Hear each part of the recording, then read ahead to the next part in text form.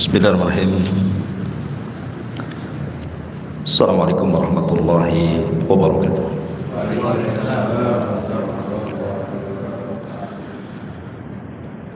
Alhamdulillah, wassalatu wassalamu ala rasulillah wa ala alihi wa sahbihi wa mawalah wa la hawla wa la quwata illa billahi wa ba'du. Alhamdulillah, segala puja dan puji hanya milik Allah subhanahu wa ta'ala. Salawat serta salam tahdiahkan kepada Rasul kita Nabi besar Muhammad sallallahu alaihi wasallam. Terlanjutkan kajian kita masih membahas Qasasul Anbiya, kisah-kisah para nabi. Dan kita masuk pada kisah Nabiullah Ilyas alaihi salam. Ma'asyiral muslimin yang dimuliakan Allah subhanahu wa ta'ala, sering saya katakan dan saya ulang bahwa kisah-kisah dalam Al-Quran itu bukan hanya sekedar didengar ceritanya, tetapi juga sebisa mungkin diambil ibrah dan juga pelajaran di dalamnya. Apalagi kisah-kisah ini menyangkut kisah-kisah para nabi, dan kisah-kisah para nabi itu kisah-kisah terbaik yang dikisahkan di dalam Al-Quranul Karim. Ada para nabi itu yang dikisahkan secara lengkap, seperti Musa,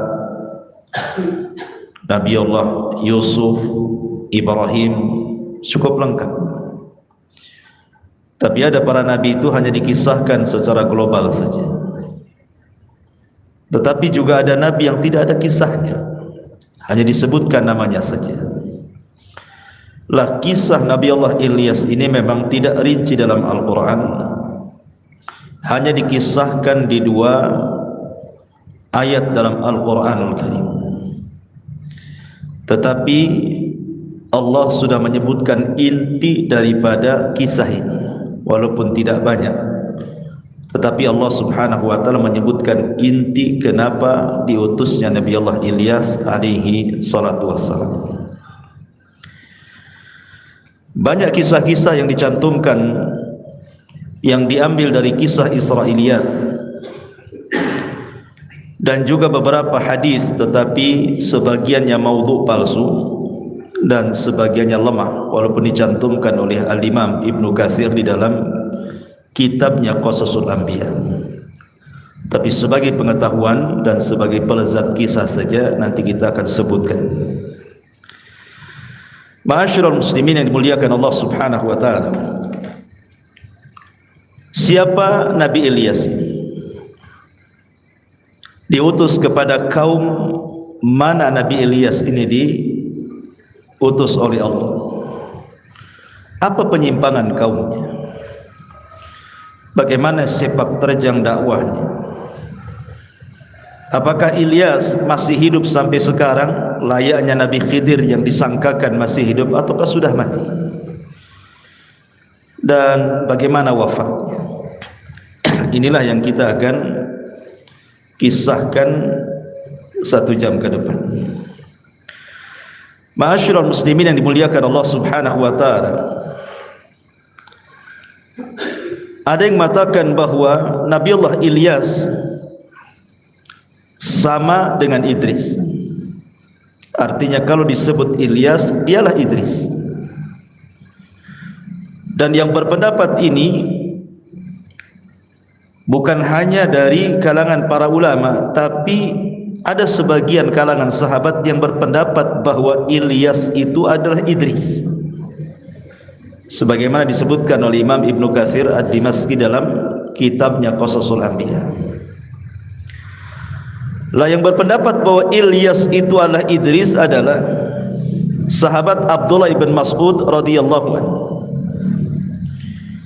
di mana Al-Imam Al-Bukhari menyebutkan dari Ibnu Mas'ud dan juga Ibnu Abbas, anna Ilyasa huwa Idris.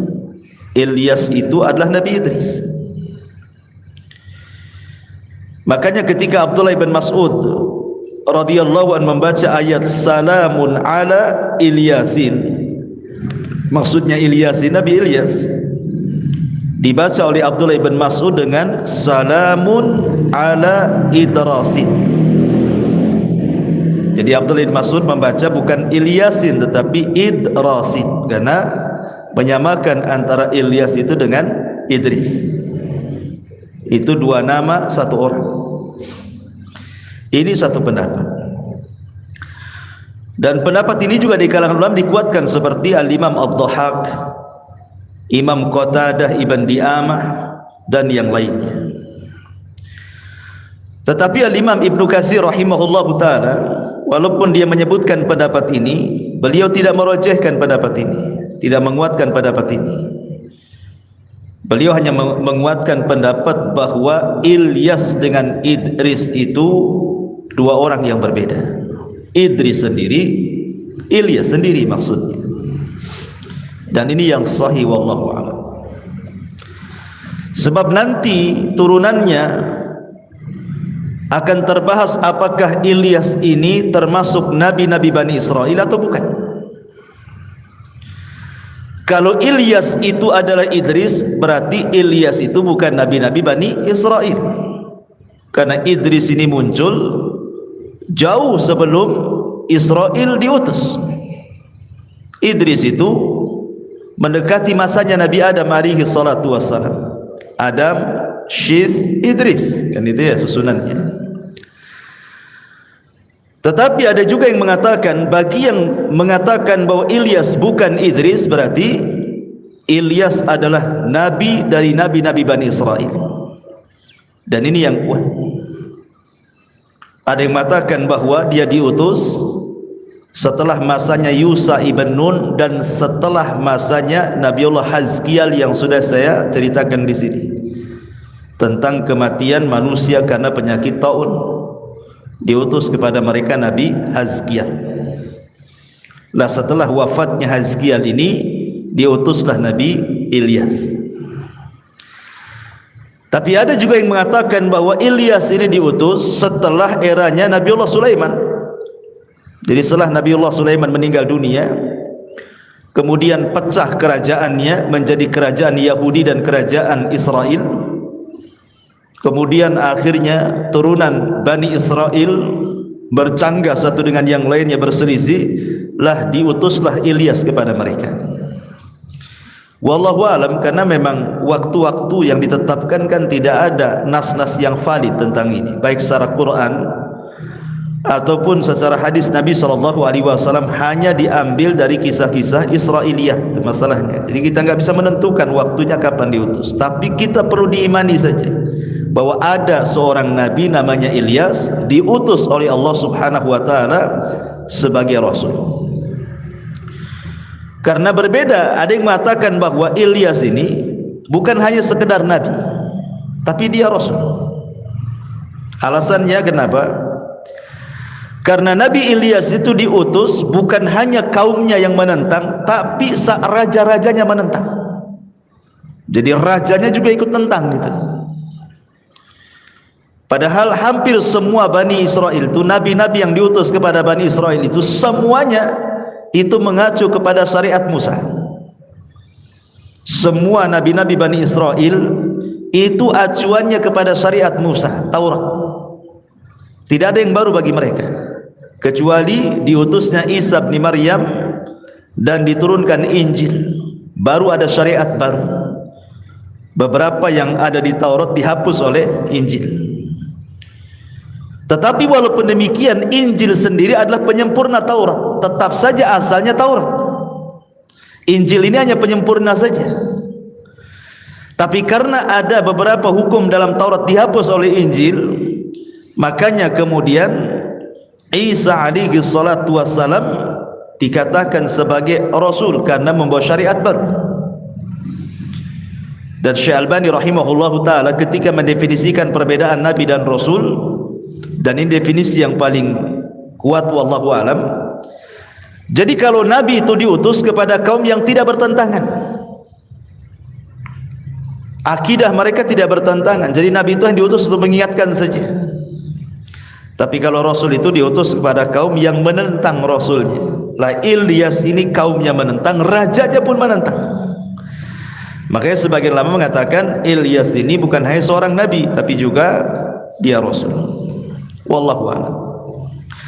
Ma'asyiral muslimin yang dimuliakan Allah Azza wa Jalla, baik kita akan sebut kisah yang sesuai dengan Al-Quran dulu, baru kemudian kita masukkan beberapa kisah sebagai pengetahuan dari kisah-kisah Israiliyat dan beberapa hadis yang sebagiannya palsu, sebagiannya lemah, sebagai pengetahuan saja bahwa kisah-kisah itu tidak benar, itu maksudnya. Taib, kita masuk dalam kisah Al-Quran dulu.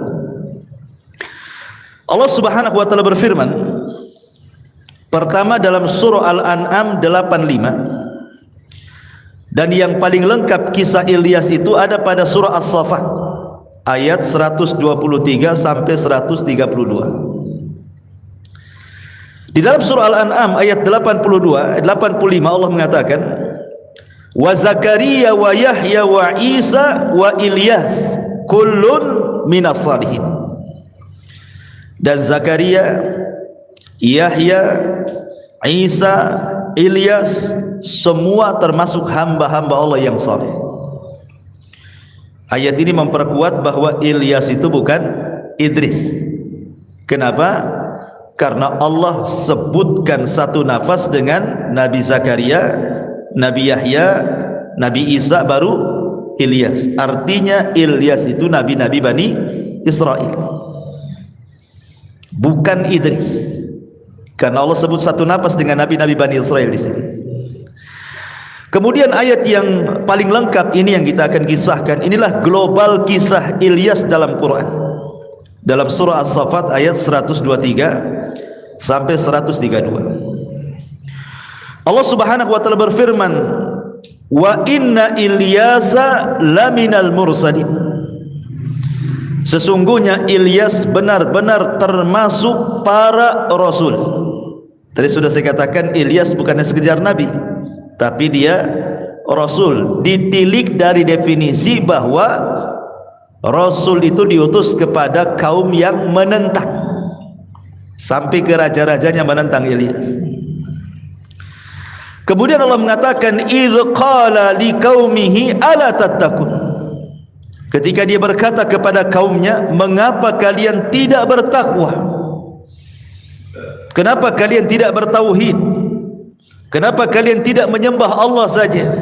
Karena seruan dakwah para nabi sejak zaman Nuh sampai yang terakhir Rasul kita Muhammad sallallahu alaihi wasallam, semua menyerukan u'budullaha wajtanibut taghut. Sembah Allah, tauhidkan Allah, jauhi sesembahan selain Allah alias taghut. Semua dakwah para rasul seperti itu, mendahulukan tauhid. Kemudian Allah mengatakan atad'una ba'lan wa tadharuna ahsanal khaliqin. Maka kemudian Ilyas pun menyerukan kepada kaumnya, atad'una ba'lan, kenapa kalian menyembah ba'lan? Kemudian kalian meninggalkan sebaik-baik pencipta. Siapa ba'lan ini? Kenapa disembah oleh kaumnya Nabi Allah Ilyas alaihi salam? Ada yang mengatakan bahwa ba'lan itu adalah ismu sonam, dia nama patung. Jadi nama patung yang disembah oleh kaumnya Nabi Allah Ilyas itu namanya ba'lan.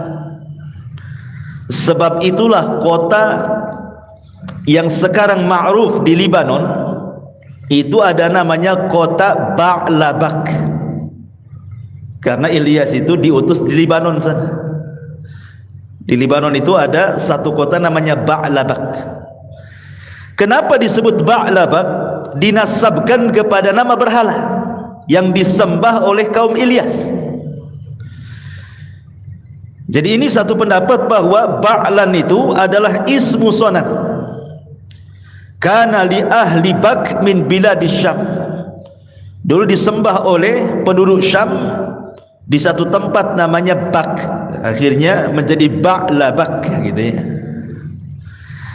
Tapi ada juga yang mengatakan dia adalah ismu sanamin al-kan'aniyin wa huwa a'dhamu asnamihim. Jadi Ba'lan itu adalah satu nama berhala bagi penduduk Kan'aniyin, dan itu berhala yang paling besar. Berhalanya banyak, tapi inilah berhala yang paling besar. Samalah dengan di zaman jahiliyah itu kan berhala banyak.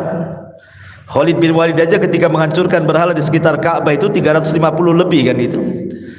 Tapi kan yang besar itu hanya yang dikenal ya Lata, Uzza, Manat, Hubal gitu ya, itu yang besar kan itu. Lah, Ba'lan ini patung yang paling besar yang disembah kala itu. Patung-patung banyak, tapi itulah yang paling besar. Tapi ada juga yang mengatakan bahwa Ba'lan ini adalah seorang wanita. Dia seorang ratu yang sangat cantik di zaman itu. Kemudian kecantikannya sampai tersebar di negeri tersebut, akhirnya dijadikan Tuhan. Jadi mereka menyembah wanita cantik, seorang ratu dijadikan Tuhan selain daripada Allah subhanahu wa ta'ala. Wallahu alam. Tetapi Al-Imam Ibnu Katsir mengatakan bahwa pendapat yang kuat, Ba'lan itu adalah ismu sonam.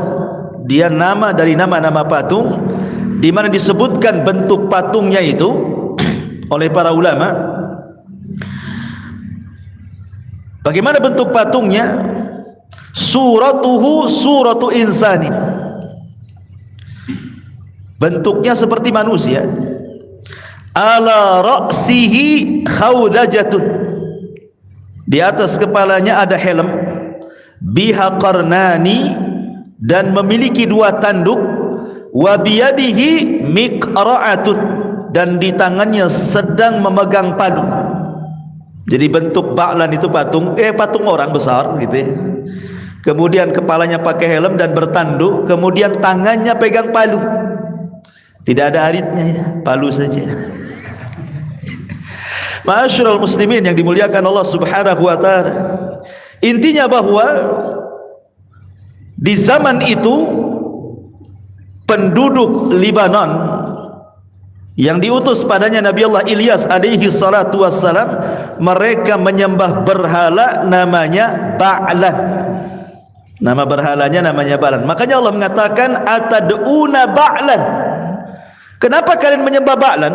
Berhala Ba'lan itu. Wa tadaruna ahsanal khaliqin, sementara Tuhan yang sudah jelas-jelas menciptakan kita, mengatur kita, menguasai kita, memberikan rezeki kepada kita, menghidupkan, mematikan kita, kalian tinggalkan. Mana akal kalian? Begitulah para nabi dan rasul mengajak manusia kepada Allah Subhanahu wa taala. Wa man ahsanu qaulan mimman da'a ila Allah. Tidak ada lagi ucapan yang lebih indah dibandingkan orang yang menyeru manusia ke jalan Allah Subhanahu wa taala. Jadi diingatkan. Kan ini aneh gitu. Tuhan yang kalian sembah loh tidak menciptakan, bahkan diciptakan oleh tangan kalian. Bagaimana makhluk yang dianggap khalik diciptakan oleh kalian bisa memberikan keinginan yang kalian minta kepadanya? Mustahil. Dia sendiri tidak bisa melindunginya. Macam mana akan melindungi orang-orang yang meminta perlindungan kepadanya? Di sana loh ada Allah ahsanul khaliqin, kalian tinggalkan. Atad'una ba'lan wa tadaruna ahsanal khaliqin. Allahu rabbukum wa rabbu abaikumul awwalin. Kata Ilyas, Allah Tuhan kalian dan Tuhan nenek moyang kalian yang terdahulu. Ingat bahwa sebelum mereka kufur ini, sebenarnya mereka sebelumnya beriman. Di masa Yusa ibn Nun mereka beriman, kemudian diutus Nabi Hazkiel, mereka beriman juga kan itu. Kemudian Hazkiel meninggal, kufur lagi, maka diutuslah Ilyas. Bagi yang berpendapat bahwa Ilyas itu diutus setelah Hazkiel. Bagi yang berpendapat sebelumnya, artinya setelah peristiwa Sulaiman alaihi salatu wasallam meninggal, di zaman Sulaiman semua bertauhid. Tapi setelah Sulaiman meninggal dunia, mulai kufur lagi. Makanya diutus kepada mereka Nabi Allah Ilyas. Makanya Nabi Ilyas ini mengingatkan tentang bapak moyang kalian. Mereka kalau menyembah Allah, kalian pula menyembah Ba'lan. Makanya dia mengatakan Allahu Rabbukum. Ingat, Allah itu Rabb kalian, yang menciptakan kalian, yang mengatur kalian, yang menguasai kalian, yang memberikan rizki kepada kalian, menghidupkan, matikan kalian. Itulah Allah. Rabbukum wa rabbu abaikumul awwalin, dan Rabb bapak-bapak kalian yang terdahulu. Tapi apa tanggapan kaumnya Nabi Ilyas ini, kaum Ba'labak ini? Sama dengan kaum-kaum sebelumnya. Ketika diutus kepada mereka, apa yang terjadi? Fariqan kadzabu wa fariqan taqtulun, kan begitu. Sebagian mereka mulai mendustakan para rasul, sebagian mereka mulai membunuh para nabi. Begitulah Bani Israel, khususnya orang-orang Yahudi. Makanya kemudian fakadzabuhu fa innahum lamuhdharun. Maka kemudian mereka mendustakan Ilyas, sesungguhnya mereka akan diseret ke neraka. Ada yang mengatakan bahwa ketika mereka kemudian tidak mau mengambil seruan Nabi Ilyas, maka Nabi Allah Ilyas alaihi salatu wassalam pun kemudian berdoa kepada Allah subhanahu wa ta'ala untuk ditimpakan kepada mereka paceklik yang berkepanjangan. Akhirnya Allah kabulkan, maka ditimpalah paceklik yang hebat yang berkepanjangan kepada kaum Ba'labak itu. Akhirnya mereka tobat. Setelah tobat, mulai lagi ekonominya lancar, kufur lagi. Coba bayangkan, akhirnya ditimpakan lagi azab yang lain. Jadi begitulah adat orang-orang yang diutus para nabi dan rasul sebelum Nabi kita Muhammad sallallahu alaihi wasallam, selalu mendustakan. Dikirim kepada mereka mukjizat pun tidak beriman kepada Allah azza wajalla. Karena ada yang mengatakan, memang tidak ada riwayat yang jelas, ya mungkin riwayat Bani Israel, ya Israiliyat, bahwa di antara mukjizat Nabi Allah Ilyas ini, dia bisa menghidupkan orang mati. Sama dengan Nabi Isa juga menghidupkan orang mati dengan izin Allah, kan gitu. Kemudian bisa memadamkan api, ya cukup diperintahkan saja padam atas izin Allah subhanahu wa ta'ala. Kemudian juga menahan hujan, tentu atas izin Allah subhanahu wa ta'ala. Termasuk juga inzalul ghaith ba'da an amana ba'du qaumahu. Setelah beriman, dia minta kepada Allah untuk diturunkan hujan-hujan, dan begitu seterusnya. Tetapi mukjizat-mukjizat yang ditampakkan Ilyas kepada kaumnya, tetap saja mereka berdusta kepada nabinya. Makanya Allah mengatakan fakadzabuhu fa innahum lamuhdharun. Mereka pun kemudian mendustakan Ilyas, sesungguhnya mereka akan diseret ke neraka. Kemudian Allah mengatakan illa ibadallahil mukhlasin, kecuali hamba-hamba Allah yang terpilih, kecuali pengikut-pengikut Nabi Ilyas yang ikhlas, yang tidak menyembah Ba'lan dan hanya menyembah Allah saja. Kemudian Allah katakan wa tarakna alaihi fil akhirin, kami mengabadikan untuknya pujian bagi orang-orang yang datang kemudian. Ilyas walaupun sudah tidak ada, tetap dikenang dan dipuji. Sampai banyak orang yang namanya Ilyas. Kenapa orang yang namanya Ilyas? Pak Ilyas, mana Pak Ilyas? Kan itu. Ya karena memang dipuji namanya. Sampai banyak orang yang dikasih nama Ilyas, kan itu. Karena Allah mengatakan wa tarakna alaihi fil akhirin, dan kami mengabadikan untuknya pujian pada orang-orang yang datang kemudian. Dipuji-puji. Islam memuji Ilyas, dia seorang nabi dan rasul, dan begitu seterusnya. Bahkan ahli kitab pun memuji, ya. Salamun ala Ilyasin, sesungguhnya keselamatan atau salam sejahtera atas Ilyas dan kaumnya. Ada sebagian penafsiran Ilyasin di situ maksudnya keluarga Nabi. Seperti yang dikatakan Imam Ibnu Katsir rahimahullahu taala, maksudnya Ilyasin di sini adalah keluarga Nabi SAW, karena ada yang menganggap salah satu nama Nabi itu adalah Yasin dan Toha. Makanya kita sering mendengar ada solawat yang memanggil-manggil Yasin dan Toha kan, ala Yasin Habibillah, ala Toha Rasulillah kan ya. Bagi orang yang berpendapat Yasin dengan Toha itu nama Nabi SAW, maka Ilyasin di situ maksudnya keluarga Nabi. Tapi pendapat ini dibantah oleh Imam Ibnul Qayyim rahimahullahu ta'ala dan ulama muhakkikun, ulama ahli tahqiq, bahwa Yasin dengan Toha itu bukan nama Nabi. Dia adalah huruf-huruf hijaiyah yang dicantumkan di awal surat dalam Al-Quran, sama dengan alif lam mim, alif lam ra, alif lam mim sad gitu ya, qaf, kemudian nun, itu sama. Apa bedanya? Kenapa? Karena kalau memang Yasin dan Toha itu adalah nama Nabi SAW, harusnya harokat yang dibaca bukan Yasin tapi Yasinun gitu ya. Tapi tetap aja dibaca Yasin, bukan Yasinu gitu ya. Berarti kita tahu bahwa itu bukan nama Nabi. Yang kedua, tidak ada hadis yang mengatakan bahwa Yasin itu nama Nabi SAW. Di sana ada nama Muhammad, Ahmad, Hashir, Akib, ada, tapi Yasin dan Toha tidak ada. Tapi sekali lagi ini khilaf ulama ya. Tapi pendapat yang rajih, yang kuat wallahu alam, Yasin dan Toha itu bukan nama Nabi SAW. Sehingga di sini Ilyasin di sini maksudnya adalah Ilyas dan kaumnya. Kemudian inna kadzalika nazzil muhsinin innahu min ibadinal mu'minin. Sesungguhnya demikianlah kami berikan balasan kepada orang-orang yang berbuat baik. Sesungguhnya dia termasuk, maksudnya Ilyas, hamba-hamba kami yang beriman kepada kami. Sampai disinilah kisah Ilyas dalam Quran. Tidak ada lagi kisah Ilyas, hanya sebatas ini saja. Tapi dari sini kita sudah bisa simpulkan bahwa pertama, Ilyas itu seorang rasul. Yang kedua, diutus kepada kaum Ba'labak dan mengingkari sesembahan Ba'lan yang disembah oleh kaumnya. Yang ketiga, sunnah kauniyah, kaumnya mendustakan Ilyas. Yang keempat, Allah kirim azab kepada mereka.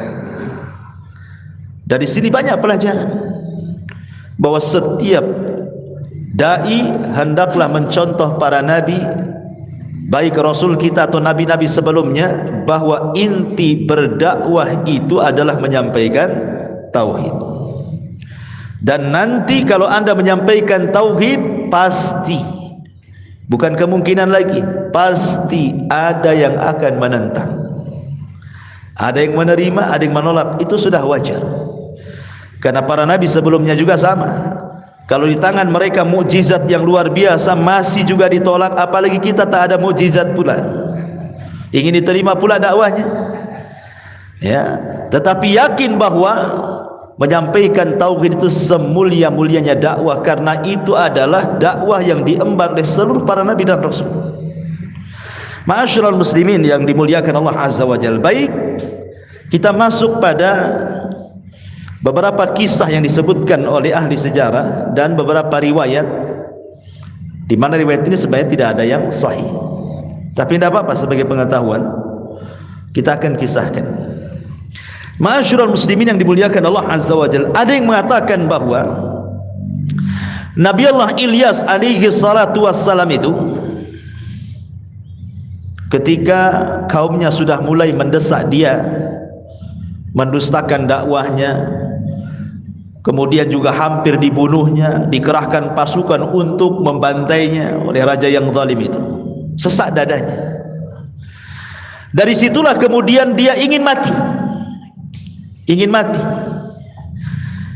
Maka dijelaskan oleh Wahab ibn Munabbih, dan ini riwayat dicantumkan oleh Imam Ibnu Katsir di dalam kitabnya Qasasul Anbiya, annahu lama da'a rabbahu azza wa jal an yaqbidahu ilaihi, ketika dia berdoa kepada Allah untuk dicabut nyawanya, lima kadzabuhu wa adzauhu, faja'athu dabbatun launuha launun nari faraqibaha wa ja'alallahu lahu rishan wa albasahu nur. Maka tiba-tiba ketika dia sudah mulai didustakan dan disakiti kaumnya, maka Allah datangkan kepada Ilyas ini sebuah kendaraan berupa binatang melata, warnanya seperti warna api. Kemudian Allah Subhanahu wa taala menjadikan tunggangan ini sebagai tunggangan Ilyas. Kemudian Allah pasangkan kepada Nabi Ilyas itu sayap. Allah kasih sayap di belakang punggung Ilyas itu. Kemudian diberi pakaian berupa cahaya. Kemudian waqata anhu ladzatul mat'ami wal mashrab. Sejak itulah dia tidak makan dan minum. Hebat kan? Tak makan dan minum, gak lapar gak haus. Wasara malakiyan basyariyan samawiyan ardiyan. Maka dia pun tiba-tiba menjadi malaikat dari kalangan manusia. Dia bisa terbang ke langit, bisa jalan-jalan di bumi. Ya. Kemudian wa ausa ila Ilyas ibn Akhtub.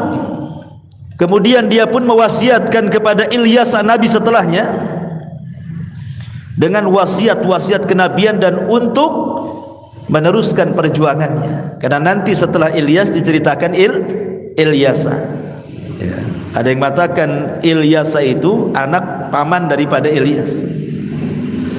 Baik. Ma'asyiral muslimin yang dimuliakan Allah Azza wa Jalla, kata Imam Ibnu Katsir, fa fi hadza nazarun. Riwayat seperti ini tidak dikenal dalam redaksi-redaksi hadis dalam Islam. Ini ada kritikan ulama. Boleh jadi kisah ini berasal dari kisah Israiliyah, tidak bisa kita benarkan secara mutlak, tidak bisa pula kita dustakan secara mutlak. Ya, kita sisipkan sebagai pelezat kisah namanya. Karena kita sudah ada di Quran, cukuplah kisah itu dalam Al-Quran saja sudah cukup. Ya. Ini satu riwayat. Riwayat yang kedua, Al-Imam Makhul ibn Ka'ab pernah mengatakan, arba'atu anbiya ahya. Ada 4 nabi itu masih hidup sampai sekarang. Ada 4 nabi yang masih hidup sampai sekarang. Ithnani fil ardi wa ithnani fis sama, katanya. Yang 2 hidup di langit, yang 2 hidup di bumi, sampai sekarang masih hidup. Adapun yang 2 hidup di bumi, kemudian dijelaskan Ilyas wa Khadir. Nabi Ilyas dan Nabi Khidir itu masih hidup tuh, dua-duanya belum mati.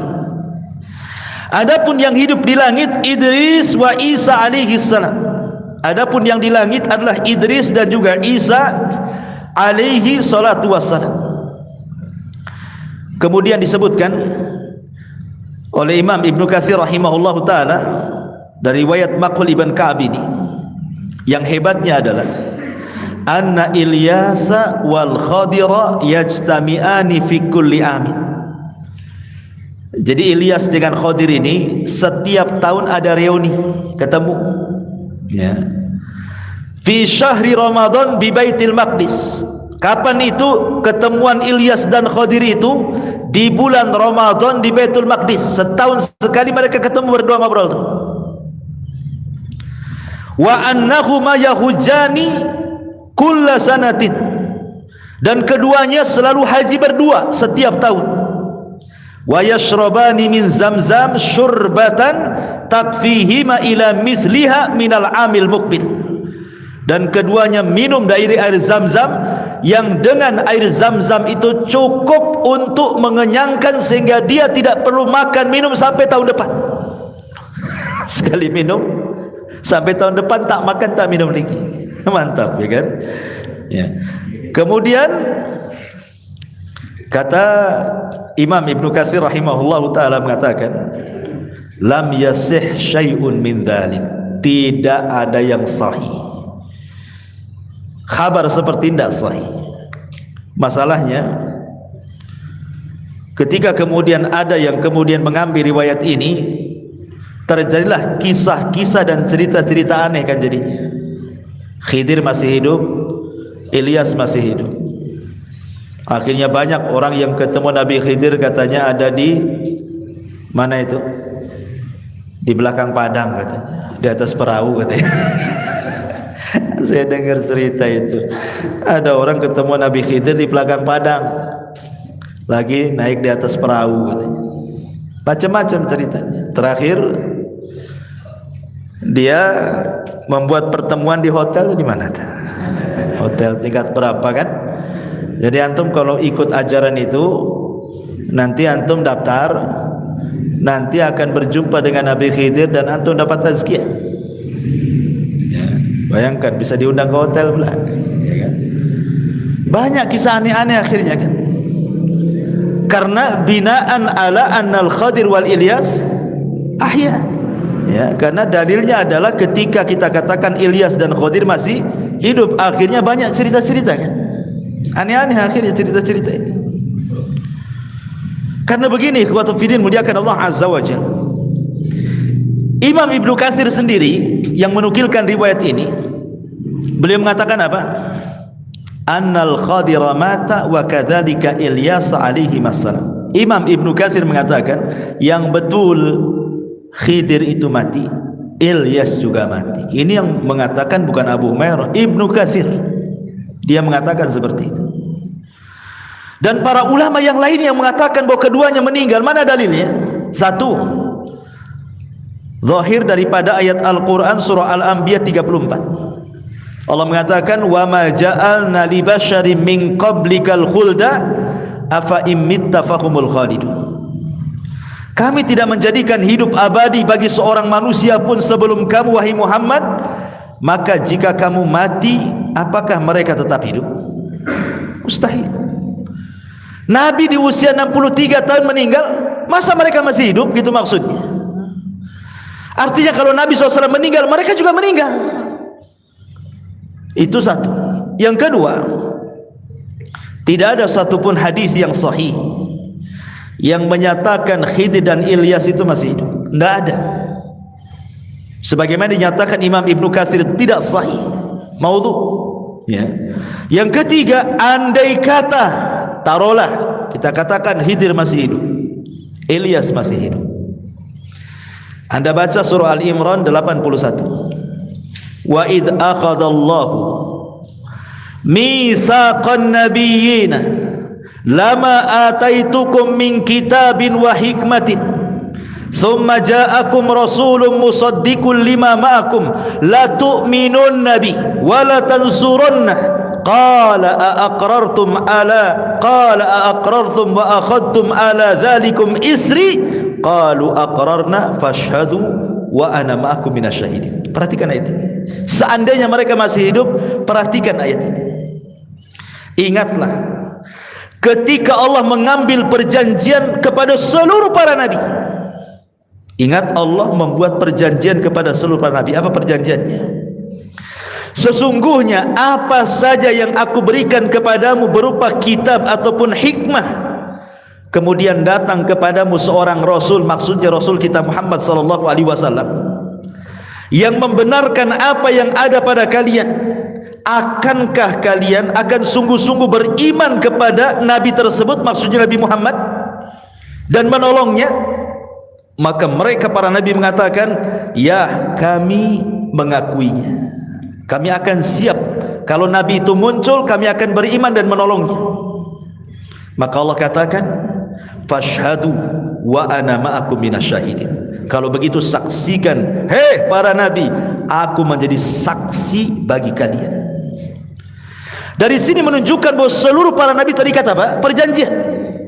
Kalau muncul Nabi SAW, mereka akan melakukan dua hal, beriman dan menolong. Kan begitu zahir surah Al-Imran ayat 81 ini. Pertanyaan pun muncul. Nabi SAW pernah melakukan peperangan dan hampir kalah. Lihat perang Badar, walaupun menang, tetapi Rasul sempat khawatir di malam harinya sampai mengatakan, Allahumma in tahlik hadhil isabah falan tu'bad abada. Ya Allah, kalau kau hancurkan kelompok yang sedikit ini, kau enggak akan ada yang menyembah lagi. Pertanyaannya, di mana Khidir di perang Badar? Satu. Perang Uhud kalah. Mana Khidir di perang Uhud? Perang Ahzab kalah. Mana Khidir di perang Ahzab? Nabi SAW ketika dakwah ke Taif dilempari sampai berdarah-darah. Mana Khidir? Mana Ilyas? Ilyas di Al-Fajri Ustaz. bukan Pak Ilyas ya. Jadi Ilyas, mana Nabi Ilyas, Nabi Khidir itu? Coba, nggak ada kan? Berarti apa? Berarti mereka sudah meninggal. Sebab kalau mereka masih hidup, la tu'minun nabi walatan suranna, kan begitu ayatnya dalam Ali Imran 81. Mereka pasti beriman kepada Rasul, mereka pasti menolong Rasul. Di mana Khidir saat Rasul kesulitan? Di mana Ilyas? Di mana? Kalau kita katakan mereka masih hidup, gitu maksudnya. Paham ya? Ini yang ketiga. Yang keempat, ya, berita dari Nabi SAW bahwa pada ujung 100 tahun nanti terhitung sejak malam hari di mana beliau menyampaikan hadis ini, tidak ada lagi orang yang hidup melebihi 100 tahun. Dan itu berdasarkan hadis Nabi SAW, ma min nafsin manfusatin al-yawma ta'ti alaiha mi'atu sanatin wa hiya hayyatun yawma idin. Tidak ada satu jiwa pun yang hidup pada hari ini setelah lewat 100 tahun dari kematian Nabi, sedangkan dia hidup pada hari itu. Mustahil, pasti mati. Artinya tidak ada orang yang mengetahui. Sampai hari ini pun tidak ada orang yang mengetahui Nabi Khidir, kan hanya kisah-kisah khurafat saja kan. Apalagi sekarang sudah ada dunia elektronik loh. Tak ada orang yang ngaku ketemu Nabi Khidir itu selfie pula dengan Nabi Khidir, kemudian disebar di medsos kan. Bisa saja kan, ini loh bentuk Nabi Khidir. Nanti kan kita akan pelajari kan itu sifat-sifatnya kan. Kan kita tinggal melihat sirah-sirah para ulama, kan sudah dijelaskan sifat-sifat Nabi Khidir, kisah-kisah Nabi Khidir, kan nanti kan nampak kan itu. Ini enggak selfie, mungkin Nabi Khidirnya ngadap sana, dipoto punggungnya, ya repot lah, dan nampak wajah. Ma'asyiral muslimin, kita tidak mengingkari adanya pendapat yang mengatakan Khidir masih hidup, ya, tapi jangan kemudian dibuat khurafat-khurafat tidak jelas.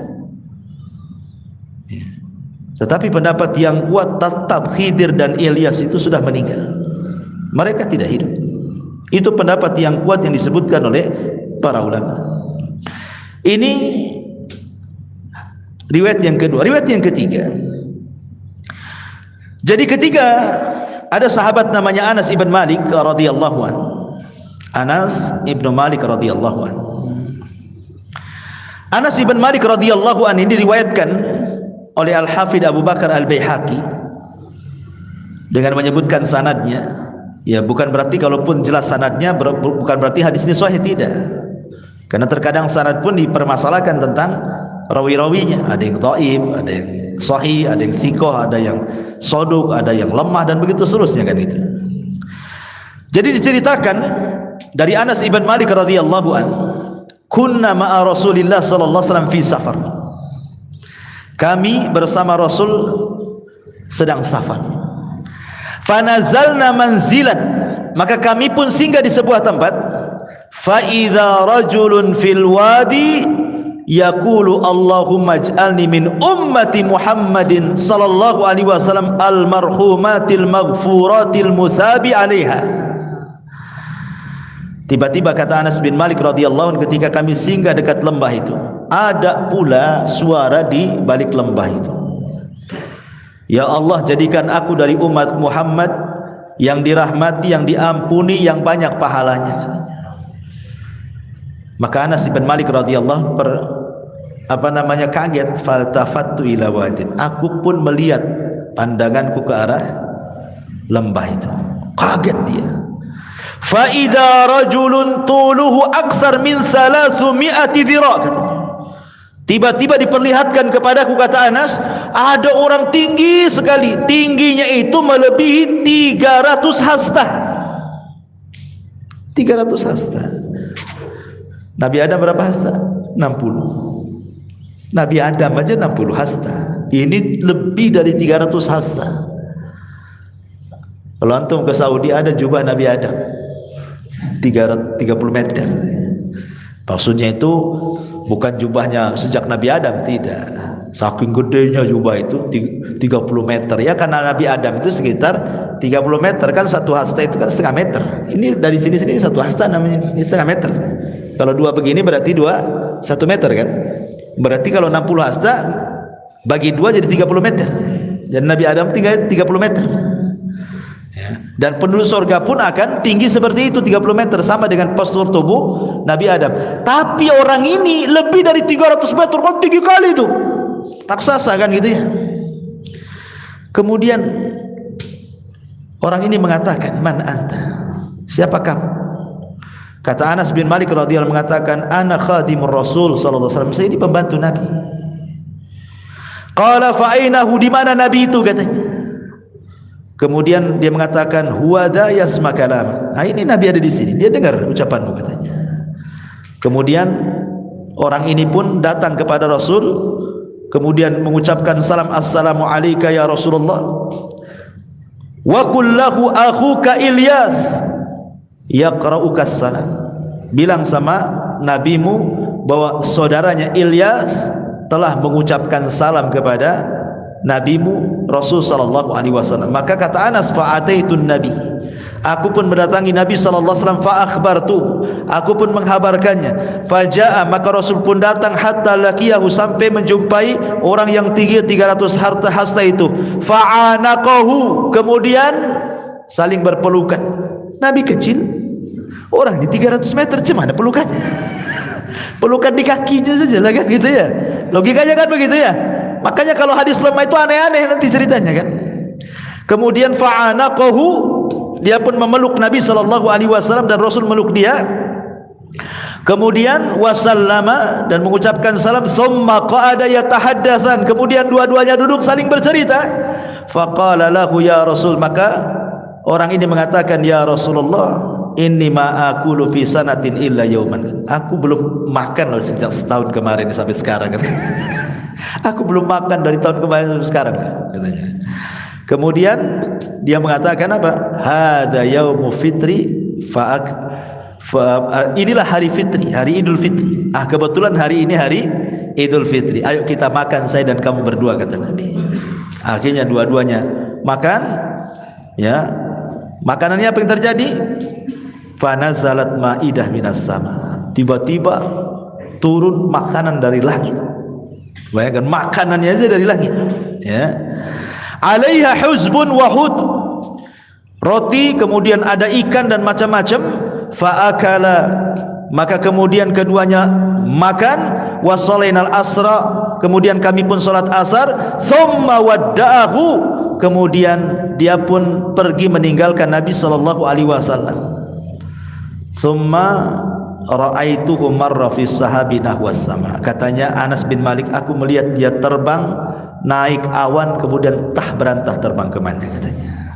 Hadis ini memang dicantumkan oleh Imam Hakim dalam Mustadraknya, akan tetapi para ulama mengatakan hadis ini tidak sahih, dhaif, walaupun dicantumkan oleh Imam Hakim dalam Mustadraknya. Kenapa? Karena akan bertentangan dengan hadis Nabi sallallahu alaihi wasallam di mana Rasul mengatakan, innallaha khalaqa Adam tuluhu sittuna dhira'an fis sama. Sungguhnya Allah menciptakan Adam, panjangnya 60 hasta ke langit. Ila angqal, sampai sabdanya, thumma lam yazalil khalqu yanqusu hatal an. Kemudian makhluk itu akan terus berkurang sampai hari ini. Ilyas ini turunan Adam. Dan Rasul mengatakan Adam saja tingginya 30 hasta, 30 meter atau 60 hasta. Sementara makhluk setelahnya akan berkurang, baik posturnya ataupun usianya makin pendek kan. Masa Ilyas sampai 300 hasta melebihi bapak nenek moyangnya, kan mustahil kan, enggak masuk di akal. Makanya riwayat ini tidak benar, menyelisih riwayat yang sahih. Riwayat ini la yasih, tidak sahih, tidak bisa dijadikan pegangan.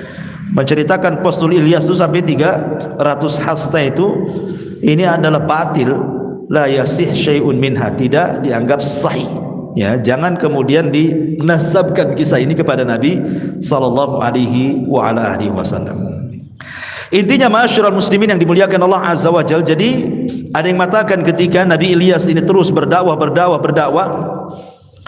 kemudian ditentang oleh raja dan kaumnya, ada yang mengatakan dia bersembunyi.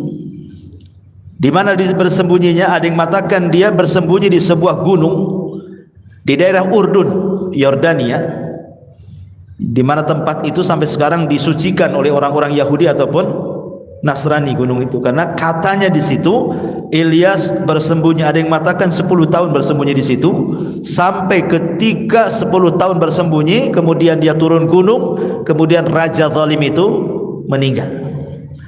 Kemudian Ilyas pun menawarkan kepada raja barunya untuk masuk Islam, akhirnya masuk Islam.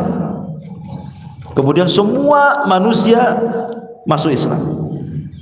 Ini sebagaimana disebutkan oleh Al-Imam Ibn Abi Dunya yang dinukilkan oleh Imam Ibn Katsir rahimahullahu ta'ala dalam kitabnya Al-Qasasu Al-Anbiya, kisah-kisah para nabi. Wallahu alam, ini sekelumit dari kisah Ilyas alaihi salatu wassalam. Adapun faedah yang bisa kita petik mungkin ya, pertama, bahwa dalam kisah ini ada tahdzirun min maksiatillah wa minasyirki bihi. Ada peringatan tidak boleh seseorang bermaksiat kepada Allah dan melakukan kesyirikan, sebab itu adalah pengundang adab. Makanya kaum Ba'lan ketika menyembah patung Ba'al, datang adab kepada mereka. Yang kedua, tadzkirun nas biwahdaniyatillahi ta'ala, mengingatkan manusia tentang keesaan Allah. Makanya Ilyas mengatakan apa?